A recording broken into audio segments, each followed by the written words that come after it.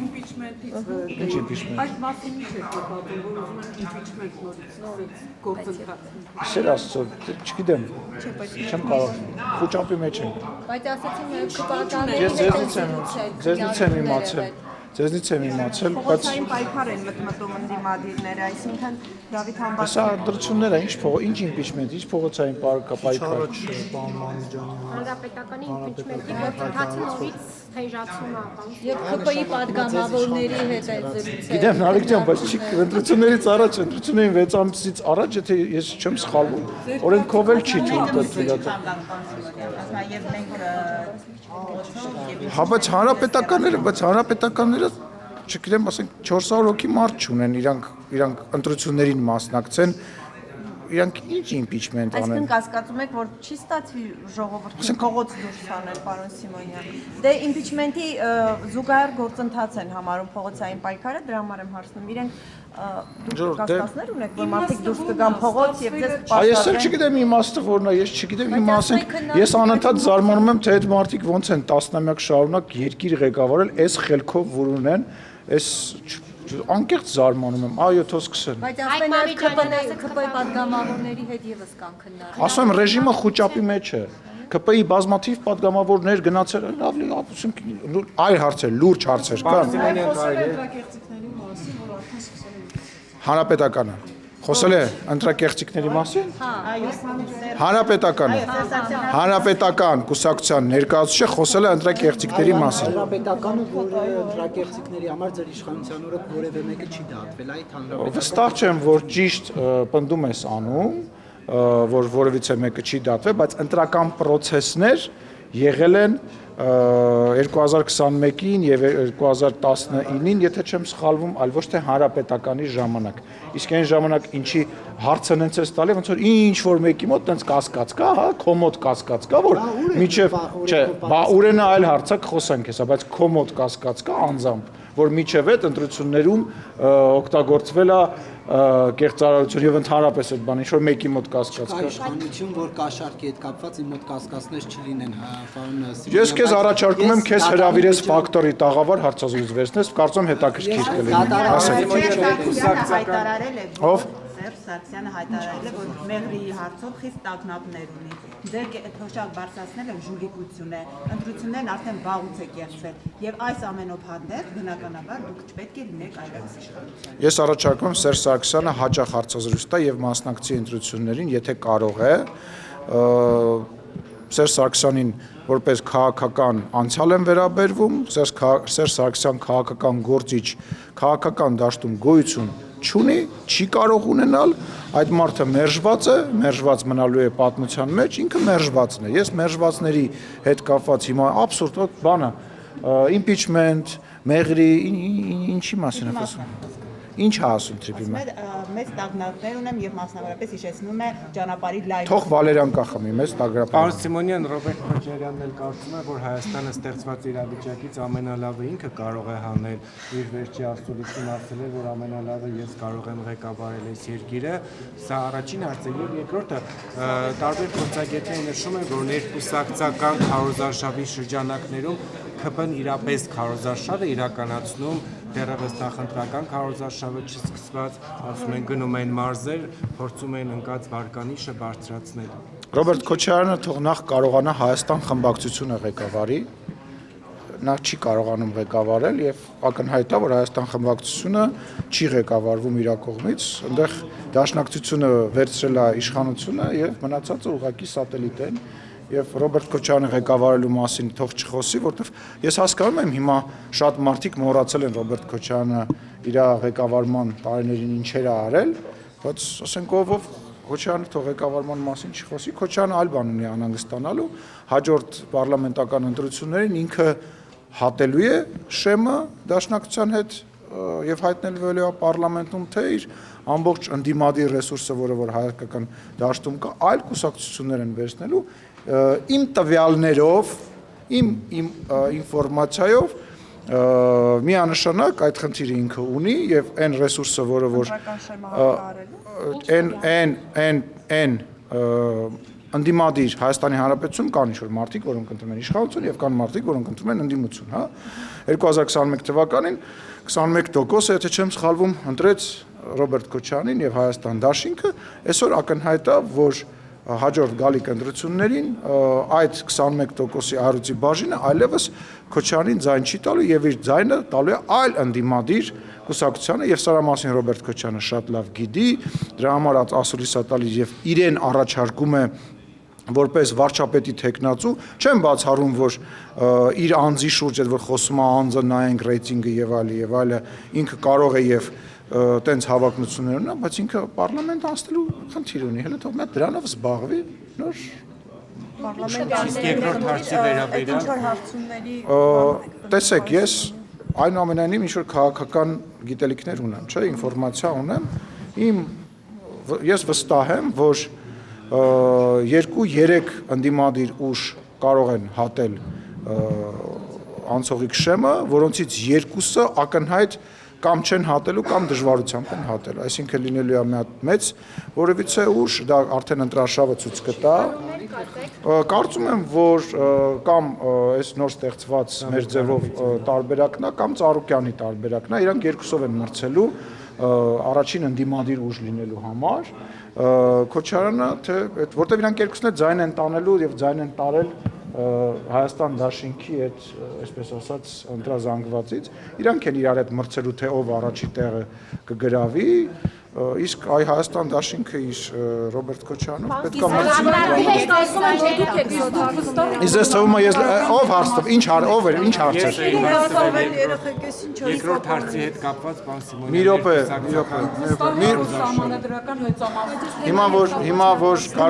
Հիմա կարող եք լռել,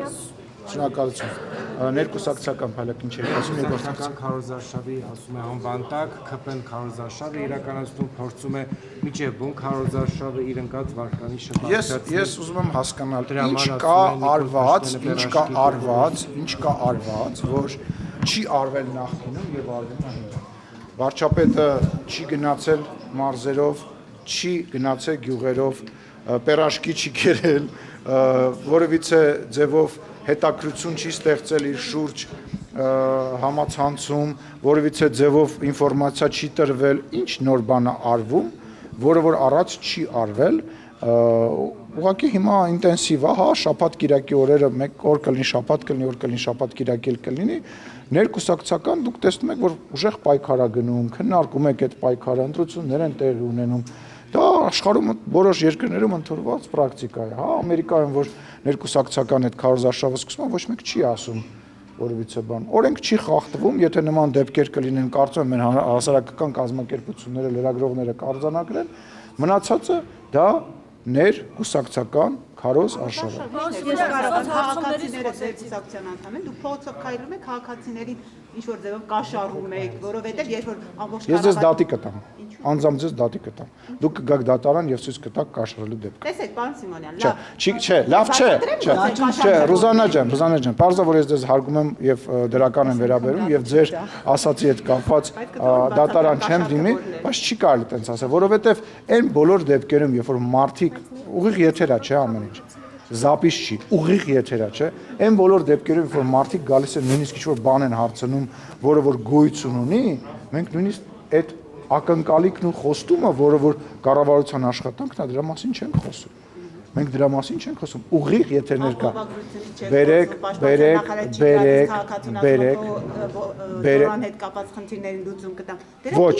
Ոչ, ասում եմ, օրինակները մատնացույց արեք եւ կոնկրետ օրինակ, չէ, տենց օրինակներ չկա։ Ես բոլորին մասնակցել եմ, տեսել եմ, որ եկել են, ասում եմ վարչապետը, չէ, դրա մասին չենք կարող խոսել, ծրագիր են առաջարկում, ասում են, կլինի sense բան լինի։ Ասում եմ, դրա մասին հիմա չենք կարող խոսել։ Իսկ գիտեք ինչ, երբ որ Հայաստանի Հանրապետության ժողովրդից 10 հոգի, 20 հոգի մարդիկ կանգնած ասում են, մի րոպե կանգնի, պարոն վարչապետ, բան ունենք ասելու, լինի դա նախընտրական պայքար, լինի դա ներկուսակցական նախընտրական, չի կարա վարչապետը ասի, չէ, գիտեք ինչ, ես հասկանում եմ Ռոբերտ Քոչարյանի համար, որը որ վերջերս ասում էր, հաճելի չի մարդկանց հետ շփվել, մեր վարչապետին հաճելի է մարդկանց հետ շփվել եւ մարդկանց հաճելի է շփվել Հայաստանի Հանրապետության վարչապետի հետ։ Սիմոնյան, սոցհարցումներից խոսեցիք, իրենք էլ ասում են ձեզ համար եւս սոցհարցումները մտահոգիչ է եղել եւ դուք բարձել եք, որ 50-ից ավելի ձայն չունեք, դրանով է պայմանավորված, որ իշխանությունը ամեն օր լայվ է մտնում եւ խոսում է, որ Գյումրի 2 սցենար դուք չենք տալու, որ Ես երեք ասել եմ, հիմա նորից կրկնում եմ, այն բոլոր մարդիկ, ովքեր ակնկալում են Գյումրի 2 սցենարին, ռաստվելու են շատ հաստ, վաղաշապատ 2 սցենարին։ Մնացածը թողնում եմ ձեր մեկնաբանությանը։ Պարոն Սիմոնյան, ուզում եի հարցնեի երկաթուղու կառավարման հետ կապված վարչապետը վերջերս իր պատկերացումից խոսեց, որ մրցակցային հետառավելության խնդիրների ֆոնին իր պատկերացմամբ կարող է դա լուծվել, եթե մի այլ երկիր, որը ընդունելի կլինի կողմերի համար, ստանձնի այդ կգնի այդ կառավարումը եւ ինքը իրականացնի։ Այս տարբերակը, այս իր պատկերացումները ինչ որ մի սուարյուն ստանում է, նկատում եմ կան քննարկում ենք, այո, քննարկում ենք նախ եւ առաջ ռուսական կողմի հետ եւ ակնկալում ենք հնարավորինս արագ արձագանքը եւ միևնույն ժամանակ դա մեր համար կենսական նշանակություն ունեցող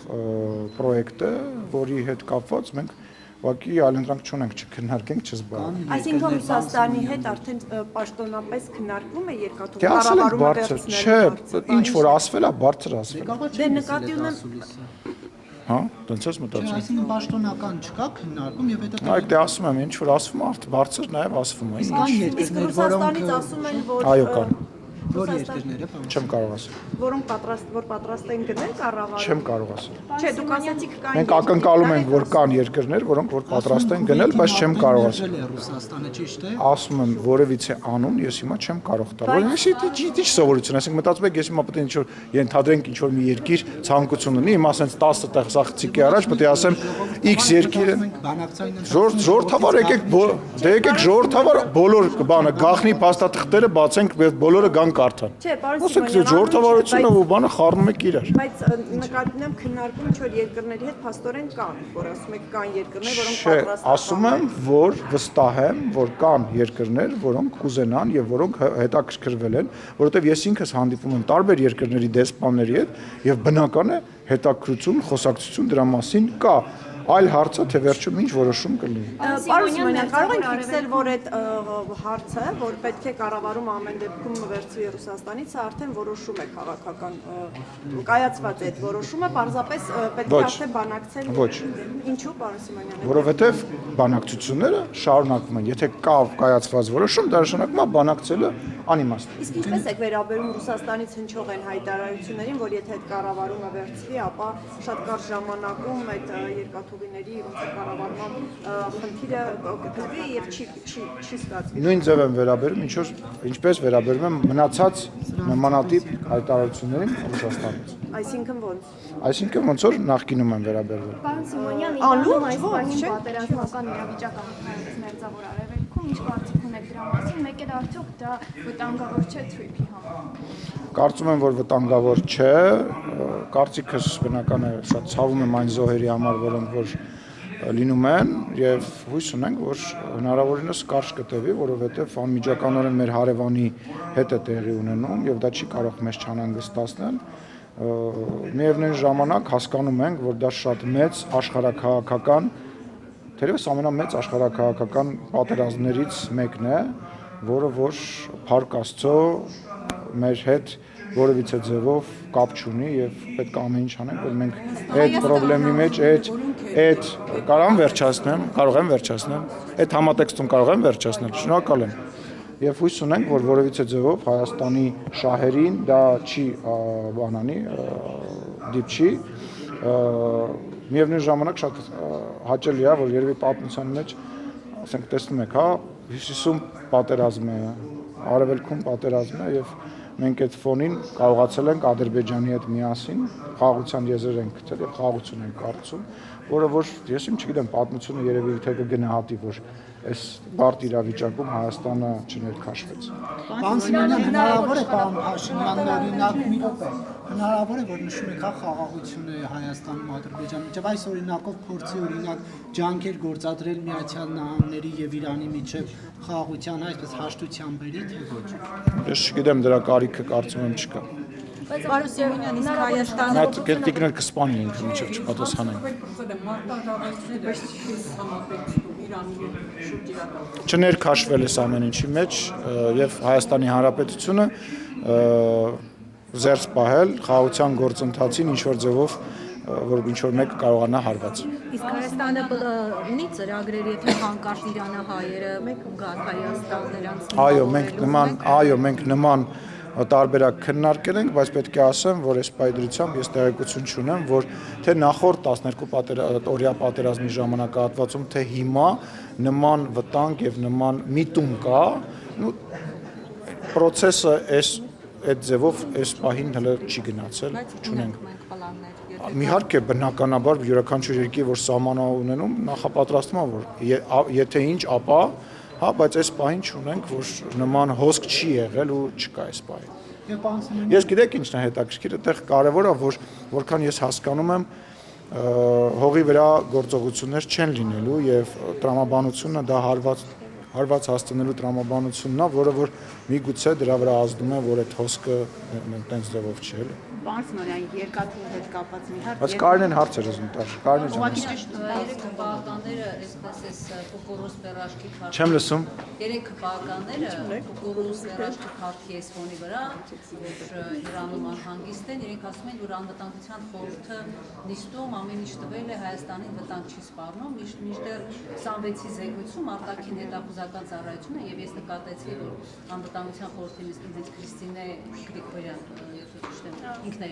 զեկուցում ասում էր, որ եթե Իրանում զարգացումները ավելի վատ լինեն, սա ամբողջ տարածաշրջանային խաղաղությունն է խախտելու։ Եթե հնարավոր է չակերտներ բացել, նույնն է պնդել արտաքին հետախուզական ծառայությունը։ Չի եք դուք ենթադրում, որ ես պետք է անվտանգության խորհրդի բովանդակությունը պատմեմ ձեզ։ Նույնն է ասել, ինչ նախորդ զեկույցում։ Հնարավոր չի։ Բայց այդ զարգացումները ամեն դեպքում այս պատերազմը շարունակվի տարածաշրջանի առումով ինչ վտանգներ են ներկայացնում։ Հնարավոր է Ադրբեջանը օգտվի այդ վիճակից, որտեղ նաև այդպիսի դիտարկումներ կան, այնտեղ Իսրայելի հետ եթե մեր ընդդիմադիրները շարունակեն փորձել իրավիճակը լարել, շարունակեն ագրեսիա ցույց տալ, որևիցե բանով հիմնավորված չի, շարունակվի այն ինչ որ տեղի է ունենում մեր ընդդիմադիր դաշտում, եթե, չգիտեմ, խաղաղության օրակարգը Հայաստանի Հանրապետության քաղաքացիների կողմից մերժվի, իհարկե հնարավոր է, որ Ադրբեջան-Իսրայել հարաբերությունները։ Չէ, ինձ Ադրբեջան-Իսրայելը հետաքրքիր չի, ինձ հետաքրքիր Ադրբեջան-Հայաստան հարաբերությունները, շատ հնարավոր է, որ ոչ միայն Իսրայելը կամ Ադրբեջանը կամ որևիցե այլ երկիր, բոլորը այդ իրավիճակից օգտվեն, որովհետև ակնհայտ է, որ, չգիտեմ, Փառք Աստծո մենք այդ ունենք, հա, որ մենք եզակի օրինակներից ենք, որը օրինակ Ամերիկայի Միացյալ Նահանգների նախագահ անընդհատ օրինակ է բերում, պարծենում է եւ այո, իհարկե, որ հնարավոր է, որ այդ լավ օրինակի վրա միշտ մարդիկ են լինելու, որոնք փորձելու են բանան, բայց ասում եմ, Հայաստանի Հանրապետության ժողովուրդը դա թույլ չի տալու։ Բայց երբ խաղաղությունից էր խոսում հպարտանում, որ Թրամփը պատերազմ է դադարեցրել, այդ թվում հայ-ադրբեջանական, մինչդեռ ստեղ այդպես պատերազմ չկար։ Հիմա այս Իրանի վրա հարձակումից հետո նրա այդ խաղաղասիրական ջանքերը որքանով են այսպես։ Ես չեմ ուզում մտնել ձեր եւ Տրամփի վեճի մեջ, բայց ես պետք է ասեմ, ես չգիտեմ դուք ինչ որ խնդիրներ ունեք Տրամփի հետ, որտեվ ինքը վարչապետ Նիկոլ Փաշինյանի մասին որպես ընկեր է խոսում, դրական բաներ ասում, հետ համագործակցում է, ձեր եւ Տրամփի հարաբերությունները դուք կարող եք կարգավորել, ես որպես Հայաստանի Հանրապետության պաշտոնյա շնորհակալություն եմ հայտնում իրեն այն ջանքերի համար, որ ինքը եւ իր ադմինիստրացիան ներգործել է եւ իր դերը եւ թրիփի դերը եւ իր միջնորդության դերը թերագնահատել ուղղակի հողի վրա նույնիսկ չի կարելի, որովհետեւ ակնհայտ է, որ հենց այդ միջնորդությունը, այն որ դուք գալիս եք ասում եք, բա ով է լինելու միջնորդը, բա ով է գալի, ով է լինելու միջնորդը, բա չեք գնում մի հատ այսինչ տեղը, բա մի հատ այսինչ բանը չեք անում, ասինքն այն, որ այսօր 2 տարին արդեն լրացել է, որ որևիցե մարդ չի զոհվում, այտենց վերևից ընկավ, հա, կամ դա պահպանելը վերևից է անգել, հա, ես խնդրում եմ ձեզ մի քիչ դուք լուրջ լրատվամիջոց եք ներկայացնում, այլ երկրի նախագահային մի քիչ հարգալից, մի քիչ ավելի լուրջ վերաբերվեք, չի կարելի, դա կոռեկտ չի։ Արցախի պատերազմը սկսվեց, երբ Թրամփն էր, նորից հանրապետականն էր, իշխանության եւ այդ Բայց դուք մոռանում եք, չէ, որ մենք այն ժամանակ ունեինք այլ երաշխավոր, բայց իսկ ով էր մեր երաշխավորը այդ ժամանակ, կասեք բարձրաձայն։ Չէ, չեմ ասում ինչ եք հիշում։ Ով էր երաշխավորը։ Ով էր երաշխավորը, ասեք այդ բառը։ Ով էր երաշխավորը։ Կարինե ջան, ասա, խոսում ես, խոսա։ Չեմ լսում։ Ռուսաստանը։ Հիմա կա տնտեսական շահեր։ Լսեք, հիմա կա տնտեսական շահեր։ Հենց տրիփը, հենց դրա մասին է, որ էմոցիաներից դուրս, երբ որ կա նաև տնտեսական շահ, կա համագործակցություն, հենց դա է ամենամեծ հաղթանակը։ Երբ որ ասում եք Տրամպը ինչ արեց, որ Տրամպը բերեց հիմնական առիթը, պատճառը, որպեսզի այդ պատերազմը չսկսի։ Ոչ թե ասեց ես ոդկաս կխփեմ գետնին կամ ես եմ ասում ոնց պետքա լինի։ Ասեց որ այդտեղ շահ կա եւ արեց այն ինչ որ վաղուց մենք ասում էինք։ Արեց մի բան, որը որ ձեռնտու է Հայաստանի Հանրապետությանը, Ադրբեջանի Հանրապետությանը, տարածաշրջանի մյուս երկրներին, այդ թվում նաև Իրանին, որտեղ Իրանը նույնպես օգտվելու է այդ տրիփի հնարավորություններից տնտեսական առումով եւ Թուրքիային եւ սա է Տրամպի արածը, որը որ դուք թերագնահատում եք ու որի համար ես շնորհակալ եմ ու որը որ այո իհարկե բա տեսեք չէ Տրամպը Իրանի համար չէր աշխատում չէ Տրամպը Իրանի համար չէր աշխատում տնտեսապես այն ապրանքը որը որ մենք Իրանի հետ մեր սահմանը բաց ա եղել եւ բաց ա չէ տնտեսական առումով մենք առևտուր ունենք չէ իսկ մենք այդ տնտեսական առումով այդ ապրանքներից մեր երկիրը չի օգտվելու, թե մեր երկրի միջոցով ենթադրենք Ռուսաստան կամ Թուրքիա ապրանք չի գնալու։ Այսինքն դա նոր շուկա է բացվել Հայաստանի համար, որտեղ Իրանը ունենալով սահմանափակ հնարավորություններ առևտրի մշտապես, որ վերջի տարիների ընթացքում կարողանալու է իր ապրանքը իրականացնել, բայց չստացվեց որ օգտակար։ Բասի Կարինի հետ հարցազրույց են կանում։ TV-ին վախենում են ինձ կանչեն, բայց թե Կարինեն կարողանում։ Այո, եւ միևնույն ժամանակ բոլոր գործընկերների հետ։ Կարինե ջան, կարամ ասեմ։ Տեսել ես որ իրանական ապրանքները եւ իրանացիները գալիս են Հայաստանի Հանրապետություն եւ ապրանքներ է գնում։ Միևնույն ժամանակ Հայաստանի Հանրապետությունը, ով մշտապես հայտարարել է, որ երբևիցե երեխեք լռեք, որը որ երբևիցե չի անի որևիցե քայլ Իրանի Հանրապետության դեմ, մենք այն ապրանքները, որոնց հետ կապված մտահոգություններ կան, այդ մասով բնական է որևիցե առևտուր Իրանի հետ չենք արել եւ չենք անելու, բայց այն մասով, որը որ Իրանը մեր անմիջական հարևանն է եւ մենք գտնվում ենք փաստացի երկու կողմից փակված վիճակում, հա? Եվ Իրանի հետ մեր հարաբերությունները մշտապես ընկալելի է եղել թե եվրոպացի գործընկերների, թե ԱՄՆ գործընկերների հետ։ Դա մեր աշխատանքի մի մասն է։ Դրա համար եմ ասում, տրիփը ձեռնտու է տարածաշրջանի բոլոր երկրներին վերադառնալով ձեր հարցին, այդ դա է կարևոր երաշխիքը, ոչ թե Տրամպը, մարդել կա ասում է, բա Տրամպը 2 տարի հետո ուրիշ նախագահ է ալնելու։ Հարգելիներ ես, դա պրոյեկտներ են, որոնք միջպետական պայմանագրեր են, եւ միջպետական պայմանագրերը ոչ մեկ չի չեղարկում, առավել եւս տնտեսապես ձեռնտու, իսկ տրիփը տնտեսապես ձեռնտու է նաեւ ԱՄՆ-ին։ Պարոն Սիմոնյան, նաեւ վերջին Միացյալ Նահանգներ արմատավորված լիներ արդեն տրիփում։ Այսօր Արդյոք Հայաստանը ավելի խոցելի չէր դառնա։ Կներես չհասկացա։ Եթե տրիփի հետ կապված։ Հասկացա, լավ։ Այո, որտեղ փոխական կարծիք կա, որ հիմա եթե Միացյալ Նահանգները տեղ լիներ, գուցեև մեր համար ավելի վատ լիներ։ Ոչ, որովհետև մենք ռազմական բաղադրիչ եւ բովանդակություն չունենք։ Ինչպես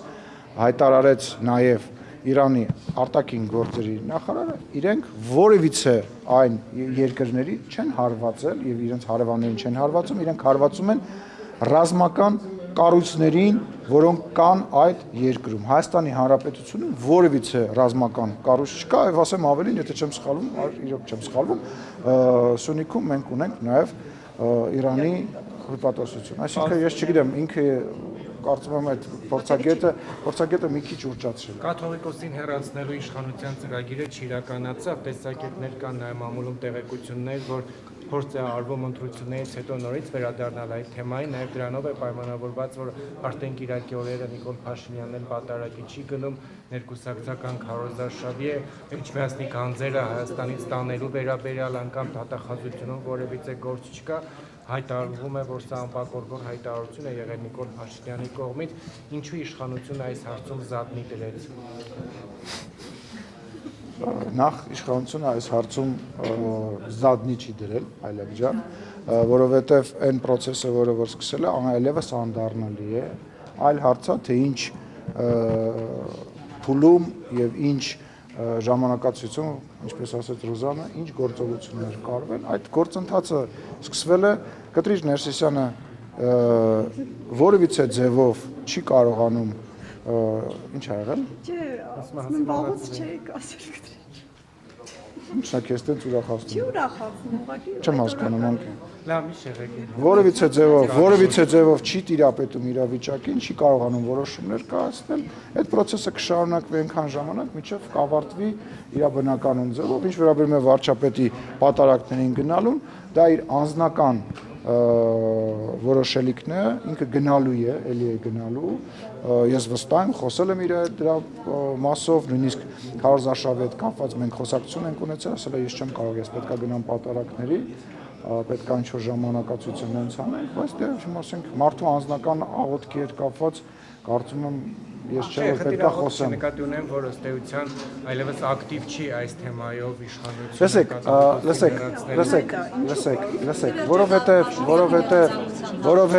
Որովհետև ինչա։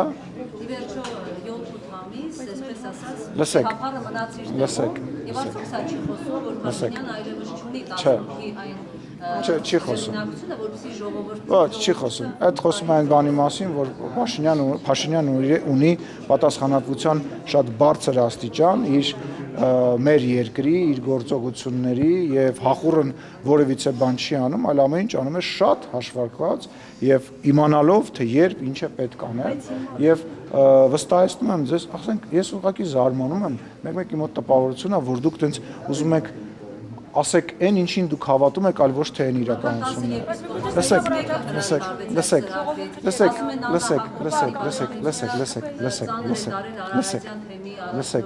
Լսեք, ես խոհանոցում նստած ջադուների բամբասանքները չեմ մեկնաբանում։ Ամեն ջադու, որ խոհանոցում նստած ինչ որ մեկի մասին խոսում է, բամբասում են, ես էլ իբր երեխա ունեմ, ինչ ասես, սաղի մասին ինչ որ բաներ են խոսում, հա։ Հիմա ես ստեղ կանգնած, դուք այսքան լրատվամիջոցներով, բա իմացաք մեր հարևան Վարդուշը իրանց սենյակում նստած ընկերուհուն բան պատմեց։ Երեխեք, թարգեք այդ ամեն ինչը, հա։ Հարցնում եք քաղաքական հարց, ասում եմ, այդ process-ը ավարտվելու է նրանով, որ Կտրիչ Ներսիսյանը հեռանալ է։ Կտրիչ Ներսիսյանը ժամանակին մնացած բոլորով հանդերձ, հա, ինչքան ինստիտուտ կար, պահանջում էին Նիկոլ Փաշինյանի հրաժարականը, Նիկոլ Փաշինյանը համընտրությունը կրեց, հեսա հաջորդ ընտրությունն է կրելու եւ այլն եւ այլն։ Ինչ եք ուզում հասկանամ։ Հետքալ չենք անում, լսեք, չէ,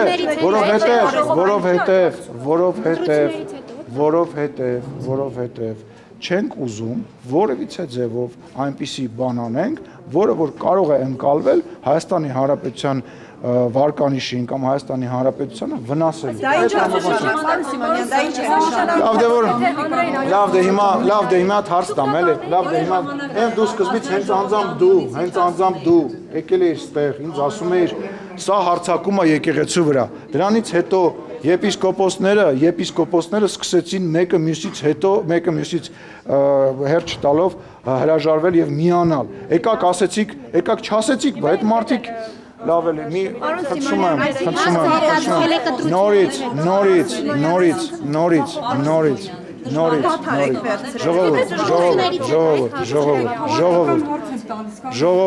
հեսա կվերադառնանք, ժողովուրդ, ամեն մի լույս, եթե հիմա ստեղ մի հատ լույսը անջատվի, դա չի նշանակում, որ շենքում լույսի խնդիր կա։ Ամեն մի քայլը գալ ասել, ահա, ձեր մոտ չստացվեց եւ չգալ ասել, ահա, լսեք, ադմինիստրատիվ ռեսուրս չեք տեսել, որ ադմինիստրատիվ ռեսուրս տենակ, Կտրիչ Ներսիսյանին կկանդալեն, կտանեն, հանգստացեք։ Կարնի ջան, կրկնում եմ, չէ, Կարնե ջան, 1700-ամյա եկեղեցում ձախողվել եք դուք ու Ռոբերտ Քոչարյանը, որը որ աղոթել չգիտի, որը որ հայրմերը չգիտի, ոչ է խաչակնքվել գիտի։ Ձախողվել է ինքը։ Մենք եկեղեցու հետ կապված որևիցե գործողություն չենք արել։ Մենք գործողություն ենք արել, անելու ենք որպես մարդիկ, ովքեր որ հավատում են, իսկ իրավապահները գործողություն են անելու այն մարդկանց վրա, այն մարդկանց հետ կապված, ում հետ կապված կան դրա առիթները։ Ու մի զարմացեք։ Դոշտին տված էր հարցազրույցում այդ սկանդալային ինֆորմացիայի մասին, որը Ինֆորմացիա բառը մի օգտագործի հետո։ մի խոսքով դիտարկում որ 3-4 այսպես հոգևորականներ կան, չգիտեմ, Մանկապիղծ բառն եմ օգտագործել, ասա դու։ Չեք կարծում որ դատախազությունը պետք է զբաղվի ձեր այս հայտարարությամբ եւ արդեն իսկ քրեական Դե Կարնե ջան, տես, եթե ասեմ, եթե դատախազությունում անգրագետ մարդիկ կան, պետք է զբաղվեն։ Ես գիտեմ, որ լրատվական դաշտում անգրագետներ կան, ու իրանք շատ են, եւ ռուսերեն լեզվի տիրապետողներ չկան, պետք է զբաղվեն բնականաբար, բայց արիում տես, որ ոչ մեկ չի զբաղվել դրանով, նույնիսկ ՀԿ-ները չեն զբաղվել, նույնիսկ որևիցե մեկը դատարան չի դիմվել, բա ինչի չեն արել, գիտես ինչի Կարինե, որտեվ այդ ինչ որ դու ասում ես կեղծիք է Կարինե ջան։ Ես նման բան չեմ ասում։ Ես ասել եմ ենթադրենք, ինչ որ X երկրում ենթադրենք, ինչ որ նմանատիպ բան է լինում եւ իշխանությունը պետք է նմանատիպ արարքների հետ կապված իր կարծիքը չասի։ Պայմանական օրինակ է։ Հարգելի ես ներողություն եմ խնդրում, կարող ես պատիվ։ Շոգջան, այդ մարդիկ անգրագետներ են, թող ինձ դատի տան։ Անգրագետ են։ Գոյություն օրինակ փաստերի ստուգման հարթակ գոյություն ունի FIP-ը, որը որ եզրակացություն է տվել, որ երկակի կարող է մեկնաբանվել։ Այլ տարբերակ, ես ես խնդրում եմ, լավ, այդ տենց ասում եք 1700-ամյա ինչ որ բան, կարնե թող խոսեմ։ Չէ, իսկ քիչ են ասում։ Ես ԿՊԱ-ականների մասին չեմ ասում, աշխարհում ամենահայտնի, ամենատարածված օրինակը, որ եղել է, հա, եկեղեցու մանկապղծության օրինակն է եղել եւ դրա մասին բազմաթիվ բաներ են գրվել։ Էդ եմ ասում, Կարինե ջան, ցավը տանեմ։ Ես քեզ խնդրում եմ, նախ մենք դրա համար չենք պահանջում, մեկ, որտեվ ինքն է իր կանոնները խախտել եւ ինքը եթե երես ունենար, եթե արժանապատվություն ունենար Կտրիչ Ներսիսյանը ինքը կգնար։ Ուղղակի ինքը անարժանապատվություն չունի, որ երեխայի հետ կապված ոչ հերքումա, ոչ հաստատումա, դու պարզա չէ որ կա եւ ակնհայտ է, որ ինքը խախտել է իրենց հենց կանոնագիրքը։ Հիմա դա ընդունված չի, չգիտեմ դրան իրանք են որոշում, իրանք չեն որոշում, դրանք հարակից խոսակցություններ են։ Արել ես Հիմա դուք ինձ գաք ասեք, դուք կաշառք ես վերցրել, ապացույցը մի, ես ասեմ դա ազգային ժողովի ներքին գործն է։ Ասում եմ, մի վախեցեք։ Թիվ 5 հեռուստաընկերությանը։ Թիվ 5 Կարինե ջան, ռուսերեն, ես խնդրում եմ, ես ռուսերեն լեզվի դասատու չեմ։ Գնացեք, կրկնում եմ, եթե կա մարդ, որ մեծ փրթում է, խոսում է, Facebook-ներում, դոշերն ատեցում, ինչ որ բաներ է խոսում, այն որ տեսա News.am-ի նախկինում նորմալ լրագրող էր, հիմա այտենց տապալվել է որպես լրագրող, տիկինը խոսքս նենգափոխում էր, ասում էր բառացի ասել է, ժողովուրդ, ինչքան դուք տենց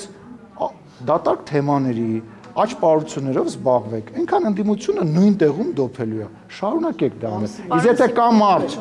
մարդ իմ հայտարարության հետ կապված, ինչքան ժամանակ անցել, մի 15 օր արդեն անցել է, բա ուր են այդ մարդիկ։ Ուր են այդ ՀԿ-ները մեծ խոսացողները, դու գնան մեկ դիմում գրեն դատախազություն չեն հավատում դատախազությանը, միջազգային կառույցներին թող դիմեն, չեն հավատում միջազգային կառույցներին, չգիտեմ, հայց թող ներկայացնեն դատարան, որովհետև խնդրեմը կանում է նրանում, որ դա անգրագիտություն հաճույք եմ ստանում այս թեմայից։ Պարոն Սիմոնյան, փաստորեն թող մարդկանց դիմեն, դատարաններին չեն վստահում, այն մարդիկ, ովքեր դատարաններին չեն վստահում եւ քաղաքական օրակարգի հետ կապված հարց ունեն, թող դիմեն Հայաստանի Հանրապետության ժողովրդին։ Հայաստանի Հանրապետության ժողովրդին գնան, ասեն, գիտես ինչ, Ալենը սենց բան ասը, բա դու չես ուզում դրա դեմ ձեն հանես։ Այդ դեպքում, երբ որ դրան արձագանք չի լինում, Հայաստանն էլ է փակում, Պարոն հասկանում Սիմոնյան, կարող ենք ասել, որ քաղաքացիական պայմանագիրը ամեն դեպքում այս պահին կաթողիկոսին հեռացնելու օրակարգի շուրջ դադար է վերցրել։ Ընդդիմություններից հետո եք դրան փոխադարձել։ Ինչպես է, հիմա որևէ դրսևորում չի Այդ process-ը չի դադարել, չի դադարում ու չի դադարելու։ Պասիվություն այդ դեպքում Նախ ներքին կուսակցական նախընտրական process-ներով։ Դե դադար է, էլի վերջ։ Չէ, դադար չի։ Հիմա որ ներկուսակցական քարոզարշավը ես դեռ հարցազրույց չեմ տալիս։ Պարոն Սիմոնյան, Տալիս եմ, չէ։ ներկուսակցական ընտրությունների հետ կապված Արիրան հատվանանք հետո։ Ուրեմն վերադառնանք քաղաքականություն։ Եթե ձեր կուսակցությունը ջահավաքի անհրաժեշտ մեծամասնությունը 51%-ը, դուք ում հետ եք համագործակցելու։ Ձեր տեսլականում կա համագործակցություն։ Հայաստանի Հանրապետության ժողովրդի հետ, բայց ես բացառում եմ նման իրավիճակ, ես մոտավորապես ենթադրում եմ, թե ինչ տոկոս ենք մենք ստանալու եւ վստահ եմ սահմանադրական մեծամասնություն։ Դե որովհետեւ այո, հարցումը գիտեք որն է, հարցումը ով է ձեզ ասում։ Այդ 24 նյուզի տակը գրած այդ ֆեյքերի բանով եք չափում։ Որտեղ եք նայում, որտեղ եք նայում։ 21 թվականի այն աջակցությունը որ կար, հիմա չկա։ Հարգելիս, նախ սա համապետական քարոզարշավ չի մեկ, երկրորդը դա տենց չի, ընդհակառակը։ Մարդկանց մենք էլ ենք այդ համեմատում, մարդկանց մեջ չկա այն ներվը, չկա այն բացասականը, որը որ կար 21 թվականի ընտրությունների ժամանակ։ Եվ ես ձեր հետ պատրաստ եմ մարջ գալ բոլորի հետ։ Ես ձեր հետ մարջ եմ գալիս, որ քաղաքացիական պայմանագիր կուսակցությունը շատ ավելի շատ ձայն է ստանալու, քան 2021 թվականին։ Պատրաստ եք։ Մարջ են գալի, ասեք։ Դուք ասեք դուք ինչ եք ուզում, ես ասեմ ես ինչ եմ ուզում։ Հարաբերական որևէ իշխանության հավակնություն չունենաք, եթե անգամ որոշակի Ռուզան ջան, դու իմ ընտրողն ես, կոնկրետ դու անձամբ իմ ընտրողն ես։ Հիմա խես տեսախցիկների մոտ տենց բաներ ասում։ Կգնաք։ Տեսեք, դու էլ ես իմ ընտրողը, դու էլ ես մեր ընտրողը, իհարկե։ Գնացեք։ Հաջան։ Այսօր եք հաշվարկել։ Կանե ջան, մենք ոչ մեկին չենք կարող արգելել, դա անում է այլ մարմին, մենք դրանով չենք զբաղվում ու մենք ընդհանրապես այսքան ժամանակ ոչ մի կուսակցություն չենք արգելել եւ նման բաներով չենք զբաղվել եւ նման օրինակ դուք չեք կարող բերել։ Վերադառնանք Նարեկին։ Նարեկը բոլորին զիջեց, հիմա մենք զիջենք Նարեկին։ Նարեկ ջան, խնդրեմ։ Երկու հարց ունեմ, պարոն Սիմոնյան։ Բայց եկեք մի ճարաճ կանում ենք, էլի այտենց։ Ասում են, որ ընտրական օրենսգրքով արգելվում է ունեցվածքի 30%-ը Հայաստանից դուրս ունեցող անձանց գրանցել ընտրություններին, թե ոչ։ Արդյոք սա իշխանության օրակարգում կա, քննարկում եք, թե ոչ նման վտանգ։ Հիշի երկրորդ հարցը սրան պատասխանեմ, հետո մյուսը, չէ, նման բան մենք չենք քննարկում, առաջին անգամ ձեզնից եմ լսում, ես շատ որպես իրավաբան եմ ասում, ես շատ քիչ հավանական եմ համարում, որ Հայաստանում լինի կուսակցություն, որը որ եթե տենց կտրուկ ինչ որ պատճառ չլինի, շատ քիչ հավանական եմ, համարում եմ դա քաղաքական ունենսխալ եւ ես անկեղծ եմ ասում, լուրջ եմ ասում, դուք մեր համար ինչ տարբերություն ազգային ժողովի դահլիճում այն մյուս 40%-ը ով ալնելու, առավել եւս որ նույն մարդիկ են։ Այսինքն մի ընդդիմադիր կուսակցությունից քոչում են մյուս ընդդիմադիր կուսակցություն, ասում են, ահա Տիպերյա Նատաշը, ասենք դառնում են այլ կուսակցության անդամ, հետո մեկ է սկսում են մյուսին գովաբանել եւ գնում են այս ինչ։ Մեր համար ինչ տարբերություն կկոչվի այլ մնացած 40%-ը ԲՀԿ, չգիտեմ, ԼՀԿ, Հայաստան, մեր ձևով, ձեր ձևով, չգիտեմ, մեր համար ինչ տարբերություն։ Մենք չենք կարող այստեղ 100% կազմել։ Պարզ է, չէ՞ որ ընդդիմությունը առնվազն 40% զբաղեցնելու է։ Հա, ինչ ուզում են թող անեն, ինչ տարբերություն։ Մարդիկ պետք է ընտրություն ունենան։ Եվ մյուս հարցը, պարոն Սիմոնյան, ձեր հետագա պաշտոնավարման հետ կապված նշում են, որ այս ներկուսակցական ընտրություններով, քանի որ դուք զիջում եք այլ թեկնածուների, սա արդեն ասում են տեղեկություններ կա, որ մամուլն էլ գրում է, որ քննարկում է, որ այլևս դուք չեք լինի 26-ից հետո ազգային ժողովի նախագահ, սրա շուրջ քննարկում եղել է թե ոչ։ Նման քննարկումներ չկա, ես չեմ կարծում, որ որևիցե մեկին զիջում է, որովհետև այդ ընտրությունները այլ բանի մասին, դա կուսակցական ներգրավվածության մասին է, դա կուսակցության անդամների հետ աշխատելու մասին եւ որևիցե ձևով պրոյեկտել դա այլ բանի վրա իհարկե չի կարելի, ինչ վերաբերում է արդեն 9-րդ գումարման ազգային ժողովի նախագահի վերաբերյալ ինձ այս պահի դրությամբ որևիցե մեկը աշխատանքից չի ազատել, այսինքն իմ կուսակցությունը, իմ վարչությունը չի ազատել եւ ես որևիցե միտք եւ նպատակ չունեմ այդ հարցը քննարկել։ Այս պահի դրությամբ դուք եք, եթե մեծամասնություն լինեք, դուք եք 9-րդ գումարման խորհրդարանի։ Նման բան չի քննարկվել, բայց ես մենք իմ գործնեությունը որովհետեւ ձեւով չի բերել այն պահին, այն մասին, որտեղ որ ես պետքա այլ բանով զբաղվեմ։ Եթե կուսակցությունը, վարչությունը, վարչապետը մասնավորապես այլ բան կորոշի, ես իհարկե այդ որոշմանը կենթարկվեմ, բայց ես նման բան ամեն դեպքում խորհրդարանը ես իհարկե նախընտրում եմ խորհրդարանը, նախընտրում եմ մնալ նույն տեղում եւ կարծում եմ, որ դա տրամաբանական է, որովհետեւ չգիտեմ, կարող է շատ հարցերում իրար հետ համաձայն չենք, բայց կարծում եմ, որովհետեւ մեկի մոտ կասկած չկա, որ որպես ազգային ժողովի նախագահ ես իմ գործը այնուամենայնիվ հաջողել եմ եւ ես ենթադրում եմ, որ դա կգնահատվի իմ գործընկերների կողմից։ Ես գործադիր, եթե իմ կուսակցությունը որոշի, որ ես շարքային падգամավոր եմ լինելու, բնական է ես կդառնամ շարքային падգամավոր, ուղղակի խնդրեմն է, որ ես որպես շարքային падգամավոր եմ ցած տեղում ֆռալու եւ Ալեն Սիմոնյանն եմ մնալու, բայց եթե որոշեմ, ոչ մի խնդիր չեմ տեսնում։ Նարեկ, ես որ BMW ունեի, BMW ոչ մեկ չուներ, սկսենք դրանից ու երկու տարբեր BMW ունեի, նենց որ այդ բաներին մի հավատա։ Ծառայական է նկատի ունեմ զրահապատ։ Զրահապատ այսինքն անձնական մեքենա ունեք։ Հարգելիս, ես զրահապատ հիմա էլ չունեմ, սկսենք դրանից, հələ ծառայական զրահապատ։ չէ, դնում ես ինֆորմացիա ճիշտ։ մի պատտվող լուրեր ոչ մի ձև չգիտեմ լուրերի իսկությունը ինչքանով կարող է մոտ Որ ես այլ մոլորակային եմ, չէ, ճիշտ չի, ուրիշ։ Պարոն Սիմոնյան, հնարավոր է կամ առհասարական օրինակ հանրապետության նախագահի պաշտոնի համար։ Հարգելիներս, այդպես քննարկումներ կա միայն ընդդիմադիր որոշ թերթերում։ Մենք այդպես բաներ չենք խոսում։ Հայաստանի Հանրապետությունը ունի իր նախագահին։ Ես գործող քաղաքական խոսացող գործիչ եմ։ Եթե իմ կուսակցությունը կգտնի, որ ես պետքա գնամ, չգիտեմ, ԺԿ-ի պետ դառնամ, մենք այդ հարցը մեր կուսակցության հետ կքննարկենք։ Նման քննարկում չկա։